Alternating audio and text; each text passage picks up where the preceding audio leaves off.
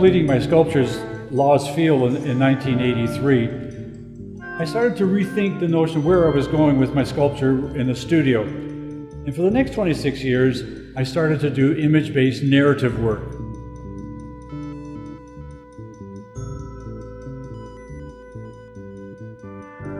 At the end of that period, I realized that there was still more for me to examine in abstraction, so I returned back to abstraction, which is why the title of the exhibition is Abstraction to Abstraction.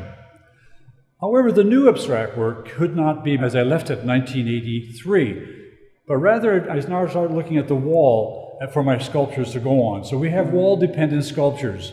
The idea was to now start adding color and bringing color back into my work through a variety of means. Not using pigment at this moment in time particularly, but rather using chemical patinas. This work starts off in copper. The copper has been changed physically in one form or another. Most of this work is tonal. There are not the brilliant colors to be found in pigments.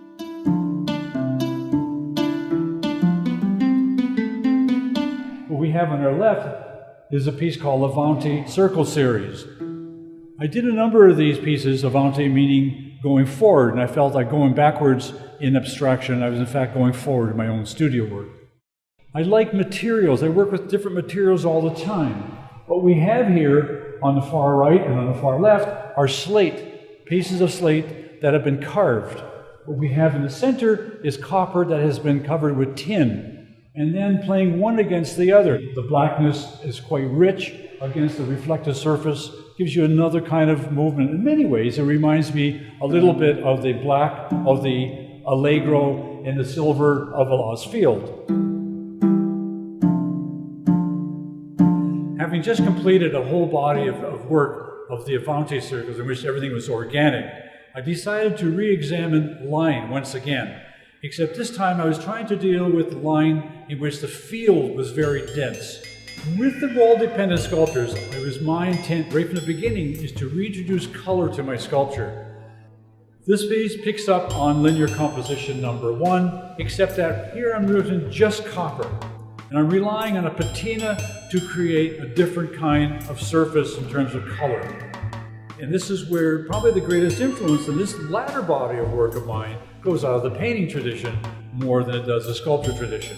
From this piece, I moved on to linear composition number 3, where I took a single line, a very simple shape, against very much a repeated element, and move away from the organic, rich organic shapes.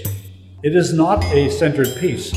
I'm very much interested in asymmetry, so most of those pieces, there's a shift in some way that appears to be, but other than what it really is.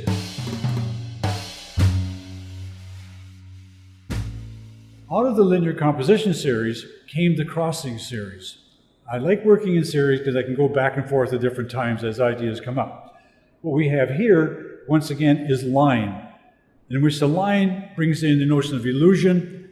Even though things were made and everything was on one level, in actual fact, the way they cross each other appears to be moving in and out. I added another element to this one here, a very textured ground, to recreate another depth of field.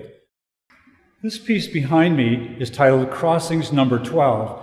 This particular piece, I'm also returning to the notion of, at a given moment, a line reads as a plane, and then eventually reverts back to the notion of a line. So constantly back and forth. Is it a line? Is it a plane? The notion of the line, rather than being very linear, in fact is now changing and is very curvilinear. It's a very loose application of line. So with this one here, we're now dealing with the relationship of two forms. It's just expanding the idea of maybe two different kinds of visual components. They could exist individually, but they read more interestingly as a pair. I'm a reductivist. Most of my compositions have only a handful of things in it. The exception, of course, was some of the linear compositions where it's about density. This is reverse to that. This is where everything is very quiet. I'm getting you to focus not on the assembly of all these lines interacting to create an overall field, but rather a painterly kind of surface.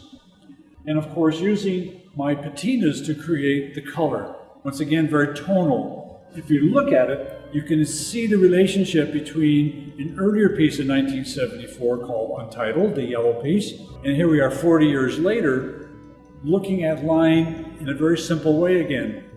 So after 40 years, one can say, the more you change, the less you change.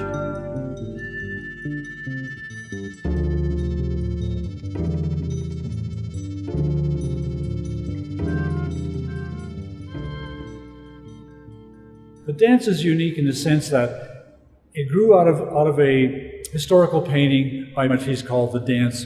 The Dance is the sculpture that followed Crossings number 12. Like Crossings, I was interested in the idea of line reading as plane and plane reverting back to line. This piece is important because it's the beginning of shaped edges. And this is where the direction of the work is now going in the studio. The edge will be an integral part of the interior composition. Only one corner is 90. There is an illusion of a warping of the picture plane here.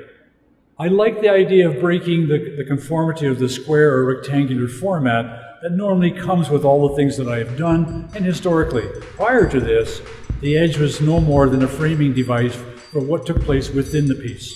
So there are new changes coming beyond the dance.